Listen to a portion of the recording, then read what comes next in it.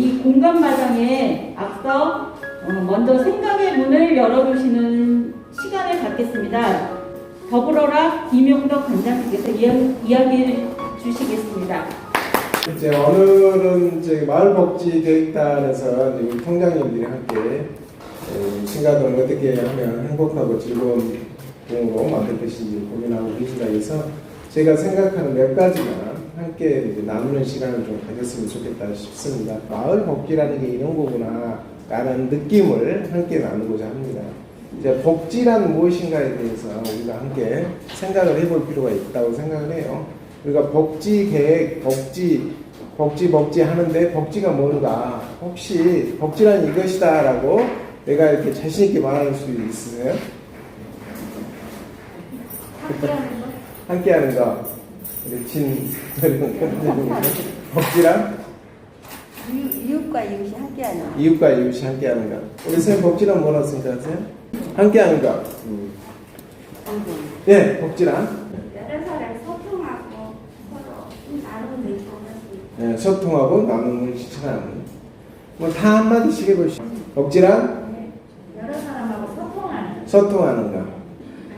내가 모자라는 것을 옆에서 서로 도와주는 거. 내가 모자란 것을 옆에 서로 도와주고. 우리 박창호 팀장님 복지란? 네, 저는 복지가 이렇게 불편하지 않은데 어디는 뭐 위로 올라가 있고 어디는 좀 밑으로 들어가 있고 한데 이 굴곡이 심한 것들을 어느 정도 이렇게 수준을 맞춰주는 거, 같이 끌어올려주는 거라 생각합니다. 그래요. 수준을 맞춰주는 거, 끌어올리는 거. 제가 생각하는 복지란 복 짓는 일이다. 저는 선생님도 한번. 행복한 삶을 누리는 거. 행복한 삶을 누리는 것. 지금 우리 통장님들이 말씀하셨던 모든 것, 이웃과의 관계, 또 서로 함께하는 것, 그 다음에 서로 좀 부족한 부분을 채워주는 것, 이 모든 것들이 저는 복지라고 생각을 해요. 여러분 정말 복지에 대해서 잘 알고 있고 복지에 나아갈 방향을 정확하게 알고 계십니다. 이렇게 알고 계신 것을 이제 실천을 하면 되는데, 실천은 기술이거든요. 그러니까 즉 무엇이다라는 것을 아는데 그 무엇을 그러면 어떻게 하면 실천할 수 있을 것인가는 구체적인 행동이거든요. 그 구체적인 행동 중에 모든 것을 다 할 수 없어요. 왜냐하면 예산의 문제도 있고 사람의 문제도 있고 그 다음에 또 상황의 문제가 있기 때문에 그 실천할 수 있는 모든 것들 중에 지금 현재 상황에서 최적화된 행동이 무엇일까? 예산, 사람, 상황들을 총괄해서 가장 이상적인 대안은 무엇인가를 찾아가는 것이 계획하는 겁니다. 그래서 계획을 할 때는 상황과 예산과 인력과 이런 것들을 총체적으로 알아야 돼요. 이걸 뭐라 하냐면 자원을 조사한다. 그러니까 나의 상황은 어쩐지, 그리고 주변의 상황은 어떠한지, 그 다음에 주변의 사람들의 욕구는 무엇인지, 주변에서 나를 도와줄 수 있는 사람들은 몇 명이나 있는지, 그 사람들은 나를 월요일날 도와줄 수 있는지 화요일날 도와줄 수 있는지를 다 리스트화해서 조사하는 것을 마을복지계획의 첫 번째 해야 될 일은 자원을 조사하는 겁니다. 그게 굉장히 중요합니다. 즉 그래서 제가 여러분들한테 복지란 무엇인가를 물어보는 이유는 내가 가고자 하는 방향이 복지인데 그 복지가 무엇인지를 내 스스로가 이야기할 수 없거나 내가 그걸 명확하게 개념을 정리할 수 없다면 이게 중구난방으로 갈 수가 있어요. 그리고 가다가 그만둘 수도 있고 가다가 다른 길로 갈 수도 있고 가다가 불협화음이 있을 수가 있는 거죠. 그래서 늘 목표와 정의는 정확하게 정리하고 가셔야 돼요. 오늘 복지란 이웃과 이웃이 함께 소통하는 것이고 이웃과 이웃이 함께 나누는 것이고 이웃과 이웃의 서로 부족한 부분을 채워주는 것이다. 이 모든 활동을 한 문장으로 정의하면 복 짓는 일이다. 복을 짓는 일이 복지이다. 저는 그렇게 정리를 합니다. 그러면 복을 짓는 일이 여러 가지가 있겠잖아요. 예를 들면 귀한 사람이 오시면 환대해 주는 것, 그 다음에 힘들고 지친 사람이 있으면 위로해 주는 것, 상대방이 정말 즐거워서 나에게 뭔가를 얘기해 줄 수 있을 때 맞장구 치는 것, 상대방이 정말 기뻐하는 일이나 성과 있는 일이 있을 때 박수 쳐주는 것, 함께 기뻐해 주는 것, 이런 모든 것들이 복을 짓는 일이고 그 복을 짓는 일은 다 복지를 행하는 일입니다.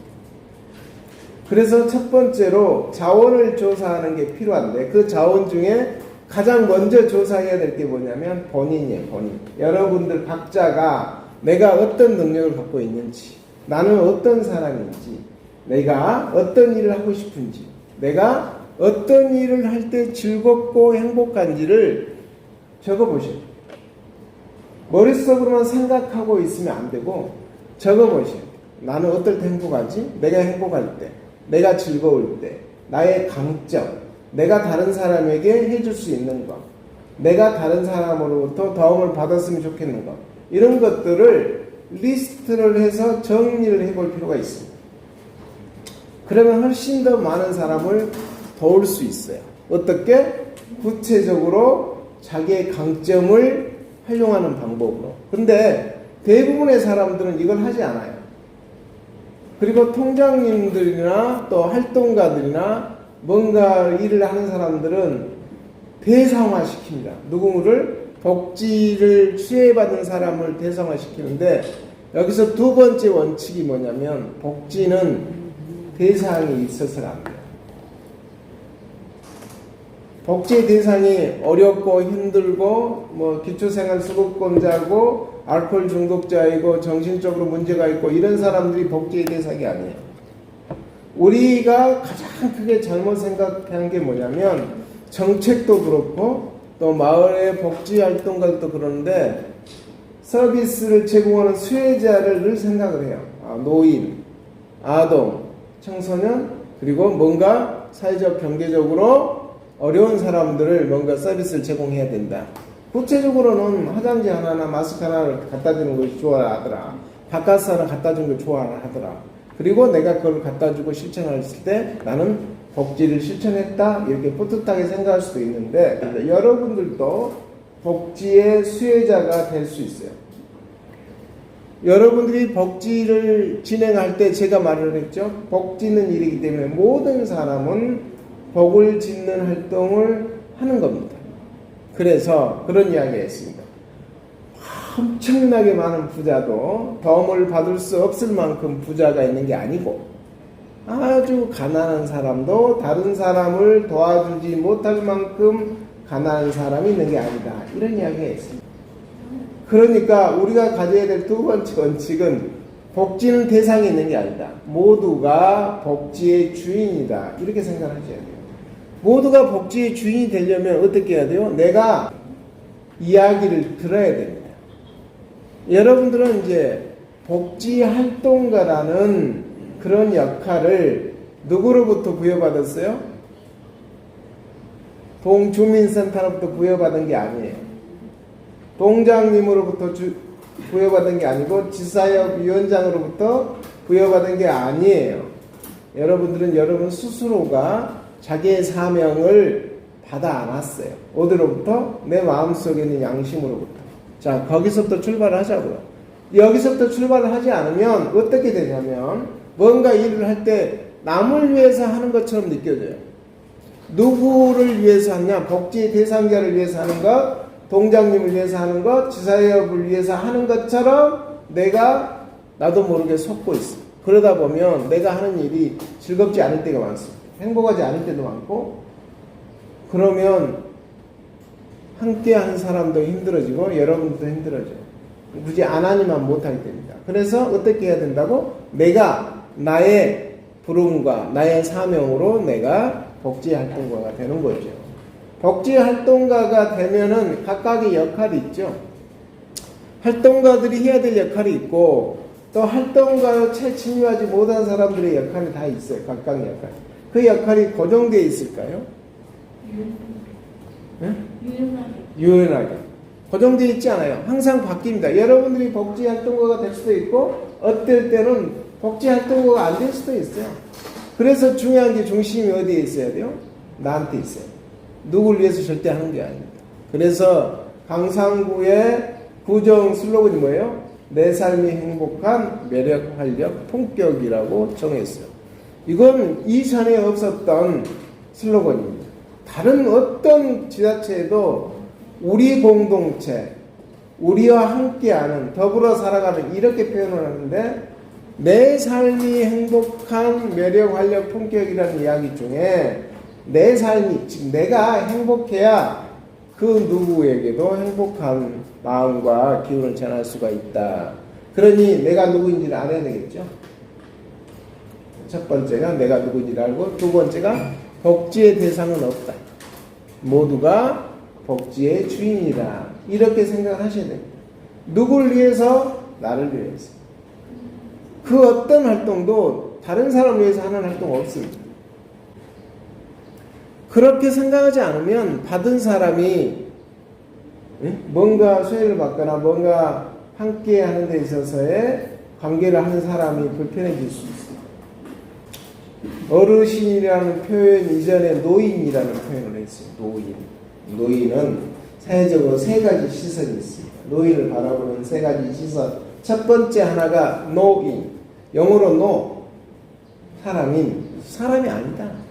이렇게 바라보는 시선이 있어요. 여러분 중에는 그렇게 없겠지만 많은 사람들 중에 아이고 쓸모없는, 사회적으로 아무 기여를 하지 않는 이런 사람이다라는 생각을 갖고 있는 관점을 갖고 있는 사람이 있고, 두 번째로 늙을로 이렇게 해서 노인, 늙은 사람이다. 살아있는 사람이긴 하나 특별하게 뭐 경제활동도 못하고 또 누군가의 도움도 되지 못하는 이런 노인이다. 이렇게 생각하는 관점이 있어요.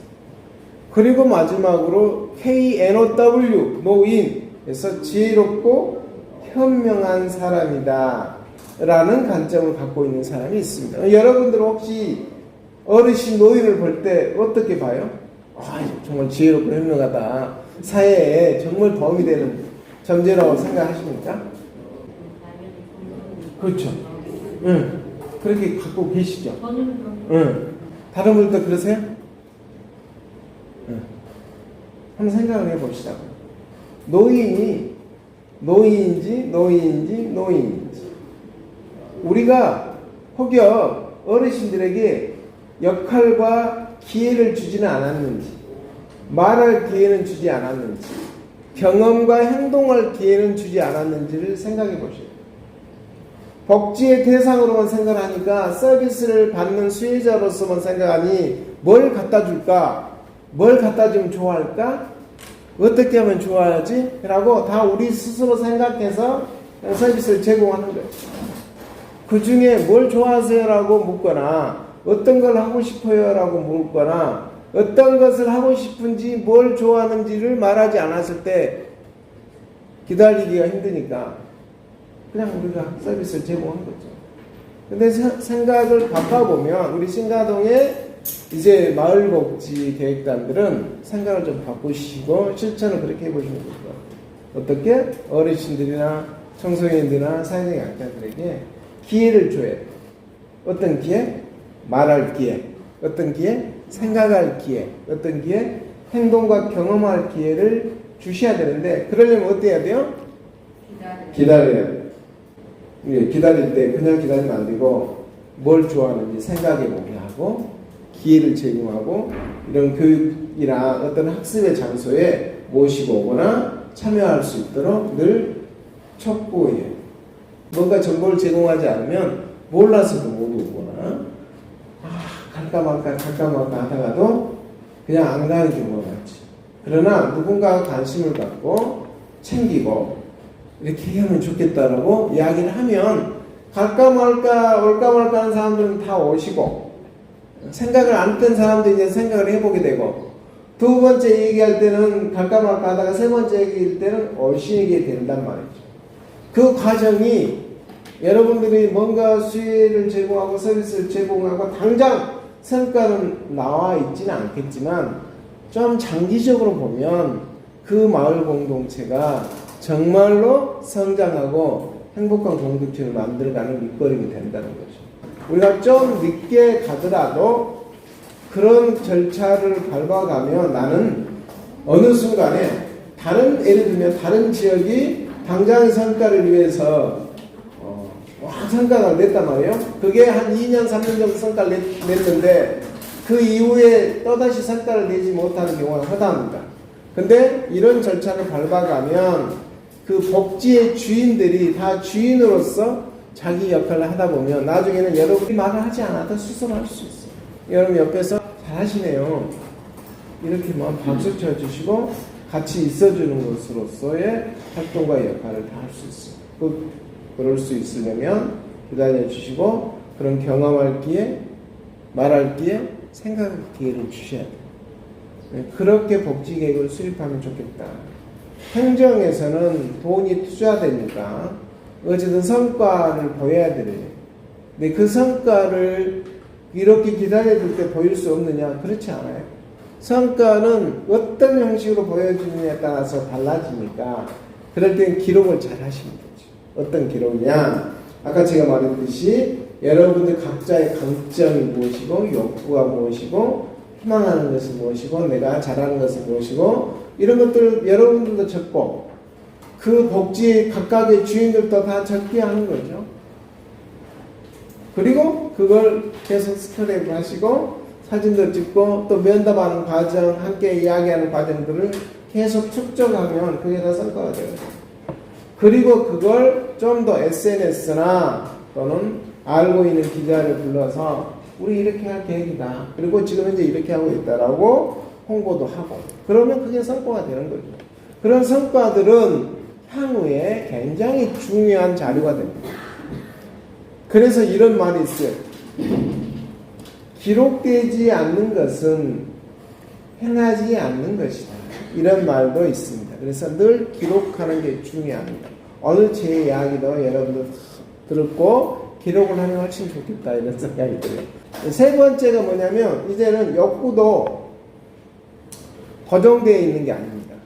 그러니까 우리가 욕구 맞춤형 서비스를 제공해야 된다 이런 말을 많이 해요. 그러면 거기에는 어떤 이야기가 전제가 되냐면 욕구를 사정한다고 그래요. 즉 욕구가 무엇인지를 알아보는 것이 먼저죠. 그리고 그 욕구에 맞춰서 서비스를 제공한다 이런 표현을 합니다. 근데 욕구는 고정불변되어 있는 게 아니에요. 그러겠잖아요. 뭔가의 경험과 기회와 말할 기회를 제공받는 사람들이 훨씬 더 많은 생각을 하게 되고 많은 활동에 대한 욕구가 있는 거죠. 그러니까 우리 모두는 그런 경험할 기회, 말할 기회, 생각할 기회를 많이 가져야 돼요. 그게 복지예요. 그러려면 내가 시간도 달리 써야 되고요. 내가 위치에 있는 공간도 달라져야 되고요. 그리고 내가 만나는 사람도 달라져야 돼요. 기존에 만났던 사람들만 계속 만나는 게 아니라 이제 만나는 사람도 다양한 영역의 사람들도 만나고 그 다음에 경험을 할 수 있는 기회들도 많이 갖고 그리고 내가 그동안 썼던 시간들도 달리 써보도록 노력을 하고 그런 기회를 제공하는 게 복지입니다. 또 여러분들이 마을 계획을 세울 때 여러분들의 활동가들 플러스 지역 주민들과 특히나 이제 신가동은 노인복지와 관련돼서 좀 더 이렇게 특화되어서 활동을 하신다고 들었기 때문에 노인과 관련되어 있는 그 노인의 욕구들도 지금은 예를 들면 한 분이 3가지 정도 욕구가 있었다면 여러분들이 기회를 많이 제공하면 그분들이 6가지 욕구가 있을 수도 있고 지금은 1차원적인 욕구에 대한 자기 의견을 이야기했다면 이제 좀 더 심도 깊은 구체적인 이야기를 하실 수 있어요. 자, 그러면 여러분들이 감당하시겠어요? 여러분들이 서비스를 제공하는 활동가로서 많은 욕구들과 심도 깊은 욕구들을 다 수용하고 다 그걸 감당해서 제공할 수 있겠냐고요? 못 하잖아요. 그러니까 스스로 할 수 있도록 그 힘을 길러주는 게 필요한 거예요. 그래서 나는 정말로 10가지 욕구가 있지만 내 현재의 상황이 이 10가지 중에 2가지밖에 못하겠다면 절제하는 욕구를 절제하거나 또 10가지 중에 선별해서 정말로 내가 현재 필요한 욕구를 실현하기 위해서 다양한 자원들을 스스로 찾아볼 수 있도록 하는 게 필요합니다. 처음에는 여러분들이 함께 옆에서 도움도 주고 지원도 하고 서비스도 제공할 수 있어요. 왜냐하면 그분들은 사회적 약자이기 때문에. 그래서 여러분들이 복지활동가라고 하죠. 근데 그분들이 이제 욕구가 다양해지고 욕구가 깊어지면 여러분이 감당이 안 돼요. 그리고 그 모든 욕구를 여러분들이 제공할 수도 없어요. 국가도, 구청도, 동복지센터도, 지사협도 그게 안 돼요. 그럴 때 그분들이 어떻게 해야 되냐면 스스로 욕구를 컨트롤하고 욕구의 자원들을 만들어갈 수 있는 이런 상황까지 된다면 정말로 멋진 마을복지, 노인복지가 되지 않겠는가 하는 생각을 합니다. 그런데 어르신들은 유한한 삶의 끄트머리에 있습니다. 그러겠죠? 끄트머리에. 그래서 돌봄에 매우 최정착역에 계신 분들이에요. 노인들은 연령대로 보면 가장 정착역에 계시고 노인은 복합장애가 있어요. 정신장애도 있고 그리고 치매라고 얘기할 수 있죠. 지체장애도 있고 골반이나 관절이 안 좋을 수 있죠. 근데 지병도 굉장히 많아요. 연령으로 보면 최정착지에 있으면서도 복합적 장애를 갖고 있기 때문에 내가 아무리 본인 스스로가 아무리 뭔가를 하려고 해도 안 되는 부분이 있습니다. 그런 부분이 무엇인가를 캐치해서 복지활동가인 후배 세대들이 서비스를 제공하는 것을 뭐라고 표현하냐면 돌봄이라고 표현합니다. 돌봄은 정말로 본인 스스로가 자립할 수 없는 사람들을 사회적으로 케어하는 행위예요. 그분들은 누군가가 도와줘야만이 자기 삶을 인권적으로 케어할 수 있어요, 스스로. 그런 분들을 찾아서 계속적인 서비스를 제공하고 케어를 해야 되는데, 여러 복지의 활동가들이 또 그렇게 다 할 수 없으니, 이제 상호 돌봄이 좀 필요하죠. 주변에서 챙기는 돌봄이 필요하고, 그래서 네트워크망이 필요하고, 지역사회에는 연결망이 필요해요. 그래서 어느 아파트, 어느 마을에 어르신들이 계시는데 그 어르신들 중에 수술할 수 있는 어르신과 수술할 수 없이 정말로 돌봄이 필요한 어르신들을 뭘 해야 돼요? 조사를 해, 자원을 조사를 해서 정말 수술할 수 없는 분들은 정말 깍듯하게 인권적으로 정말 배려하는 돌봄이 필요합니다. 수혜하고 뭔가를 이렇게 던져주는 식이 아니라 정말로 삶을 존엄하게 살 수 있도록 하는 그런 돌봄이 저는 필요하고, 그런 돌봄들은 이제 노인복지관이나 이런 데 연계해서 진행을 하고, 노인복지관에서나 종합사회복지관에서 노인 맞춤 돌봄 서비스를 진행을 하고 있고, 또 다양한 활동들을 하고 있기 때문에 우리 복지 활동가 분들이 그런 지역의 자원들을 잘 알고 있으셔요. 그래서 제가 처음에 말했듯이 첫 번째, 자원을 조사하는 게 굉장히 중요합니다.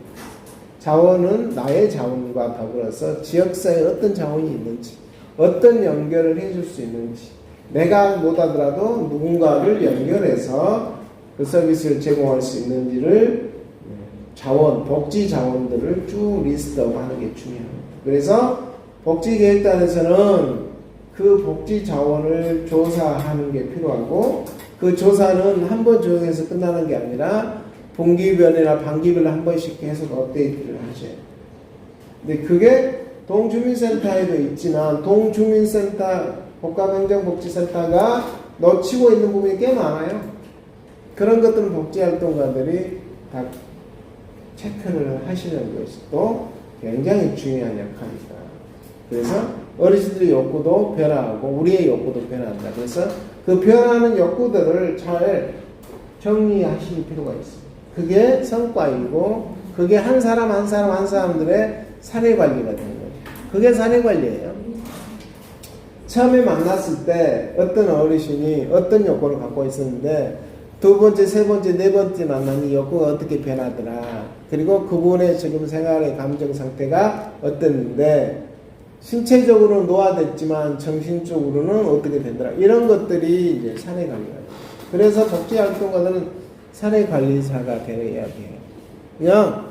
그냥 서비스만 제공하거나 또는 주인으로서의 어떤 역할을 할 수 있도록 여러분들이 기회를 제공하는 차원에서 끝나는 게 아니고 늘 기록하는 사람.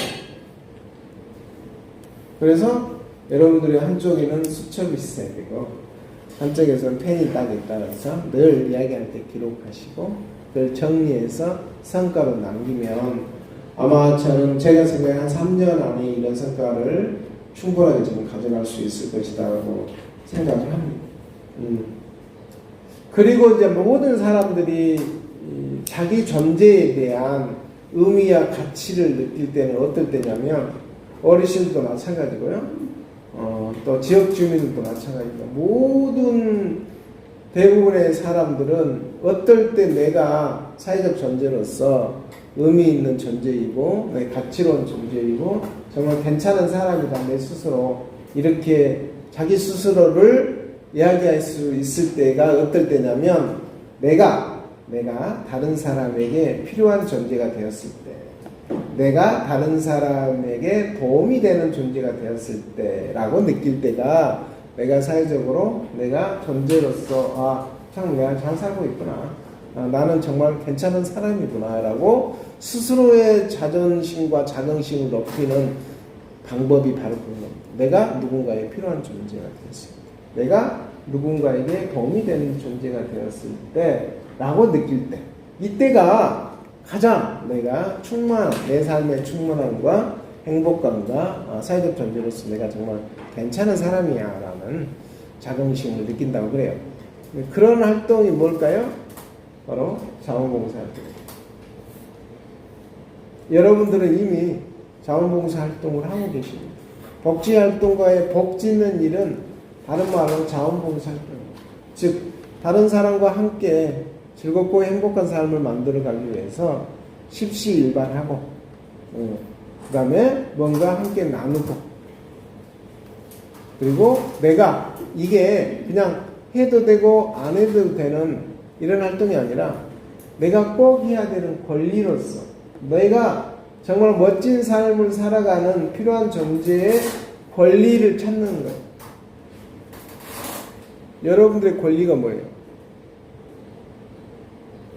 행복할 권리, 자유로울 권리, 말할 권리, 이동할 권리 이런 게 다 권리잖아요.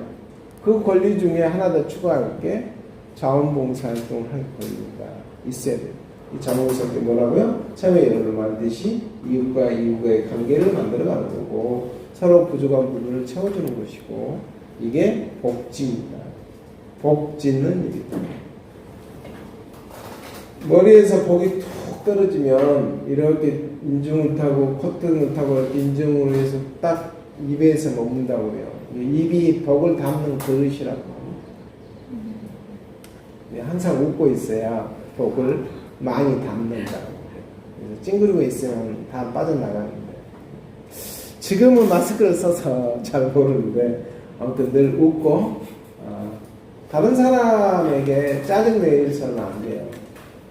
같은 복지 활동가끼리 늘 서로 응원해줘야 되는데 이제 내가 다른 사람을 위해서 일한다고 생각하니까 내가 좀 더 많은 일을 한다고 생각하면 좀 더 일을 적게 한다고 생각하는 사람들에게 괜히 불만이 생기는 거죠. 그렇게 하지 말고 내가 좋아서 나를 위해서 하는 일이니까 내가 좀 더 많이 하는 것은 내가 더 많은 복을 짓고 있구나. 사실이고 그렇게 복을 많이 지으면 내 때의 복이 나한테 안 오면 내 자손들 후세들에게 복이 다 온답니다. 나쁜 짓을 하면요 꼭 거기에 응당한 벌을 받습니다. 지금 안 받아도요 언젠가는 받습니다. 그러니까 나쁜 짓을 절대 하면 안 돼요. 혹여 나도 모르게 나쁜 짓을 했으면 빨리 반성하고 더 좋은 복을 지어요. 왜요? 그래서 늘 웃을 수는 없지만 늘 미워하지는 말고 살았으면 좋겠다는 생각이 들고요. 열정이 많은 사람들은 자기 열정이 못 이겨서 이렇게 다른 사람들을 피곤하게 할 수는 있어요. 나도 모르게 나는 그런 의도가 아닌데 나 때문에 다른 사람이 피곤할 수도 있다라고 늘 반성하는 기회를 또 가지셔야 됩니다. 그렇지 않으면 공동체가 유지가 되지 않아요. 이 공동체의 유지를 하려면 늘 내가 나를 잘 돌아보는 시간을 많이 가지셔야 됩니다. 근데 그러려면 늘 이렇게 기록을 하셔야 돼요. 그래서 기록장을 꼭 가지고 다니십니다. 지금이라도 잊지 않았어요. 기록하시면 그 모습이 자녀들에게도 기감이 되고요. 여러분이 만나는 사람에게도 아 저분이 나를 귀하게 대하고 있구나라는 행동의 증거가 됩니다. 그냥 거기만 끄떡 하는 것보다는 막 기록하고 쓰고 이렇게 하면은 나중에 정말로 좋은 이야기를 들었는데 그걸 기억하려면은 안 떠오르는 경우가 굉장히 많습니다. 생각은 사라지고 기억은 흐려지고 그러니까 늘 기록하고 메모하는 게 중요합니다. 헌법 제1조 1, 2항이 뭔지 아세요? 제1조 대한민국은 민주공화국입니다. 이런 이야기였어요. 그 다음에 2항이 뭐라고 되어 있냐면 대한민국의 주권은 국민에게 있고 모든 권력은 국민으로부터 나온다. 이런 이야기가 있습니다. 여러분들이 대한민국이십니다. 그러니까 그 누가 대한민국이 아니고 여러분 각자가 대한민국이고 여러분 각자가 강주이고 여러분 각자가 강상구이시고 여러분 각자가 신가동이시고 그러니까 누구한테 뭘 요청하고 부탁할 게 아니라 내 스스로가 만들어가고 그런 일을 하도록 사명을 부여받은 의원이나 국회의원이나 공무원들에게 이렇게 하면 좋지 않겠느냐고 늘 의견을 제시하는 그런 멋진 국가가 되시길 바라면서 복지는 뭐다? 복지는 일이다. 꼭 기억하시고 활동을 열심히 하시면 저도 함께 하도록 하겠습니다. 고맙습니다.